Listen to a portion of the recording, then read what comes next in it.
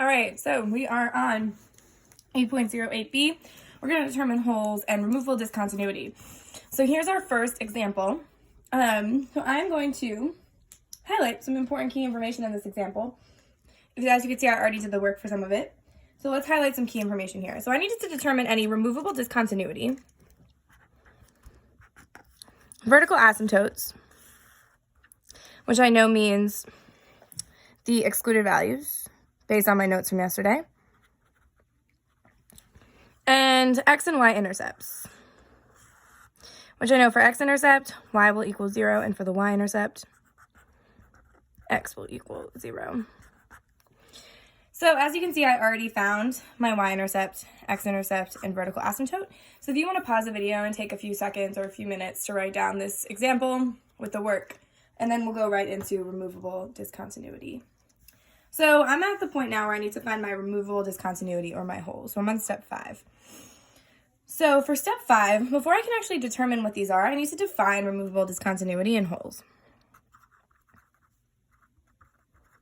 Removable discontinuity / holes. And I'm going to do this in purple because this is my definition, so I'm going to write my definition in purple. So it's a point on the graph that is undefined. A point, and I'm going to underline point, on the graph that is undefined. I'm going to underline undefined, or does not fit the rest of the graph.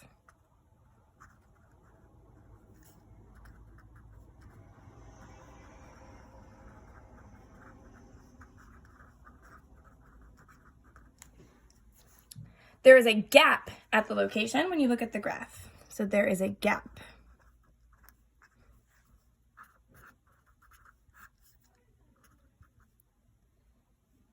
At the location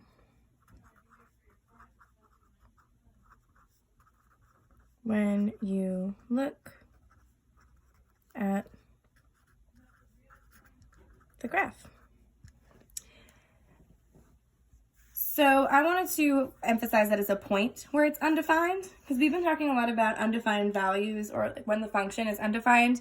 So we know that a vertical asymptote is where the function is undefined. We're looking at the point, a single point, or there might be multiple points, where there is a hole, a physical hole on your graph. So it's where the graph is discontinuous. So there's a break in your graph, or a gap at that point. So it will not be a horizontal or a vertical line, it'll be a point. So when we're talking about removable discontinuity or holes, we're not talking about asymptotes, we're talking about points. So it occurs, so you know that you have a hole or removable discontinuity when, so it occurs when there is a common factor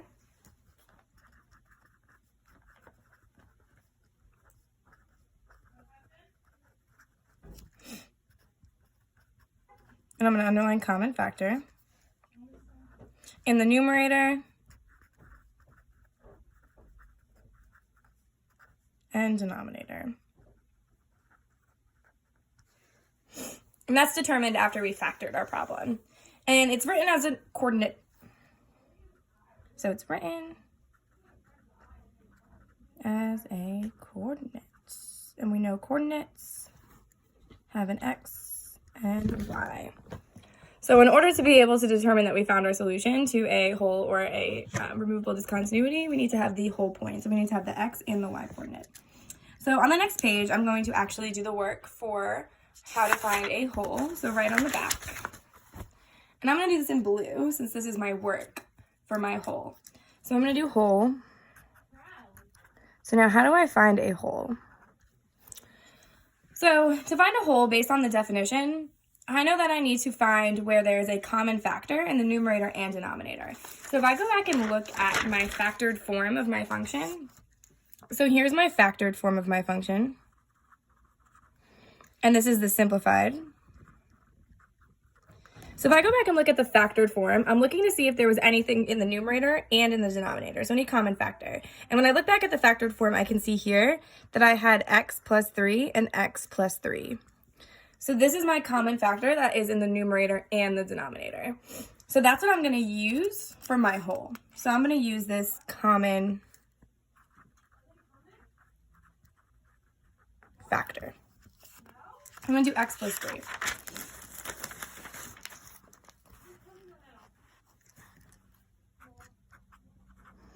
And I'm going to set this equal to 0. Because that'll tell me when the function is undefined. Because we're looking for the undefined values, because the whole is where the function is undefined. So when it's undefined, the denominator will be 0. And so because x plus 3 is in the denominator, I need to know what value for x will make this value equal to 0. So if I just use inverse operations, I get x equals negative 3. So I found the point or the value where my denominator will be 0, which means it's undefined. So now that I found that x coordinate, I know that because I'm looking for an xy, I need to find the y value of this coordinate.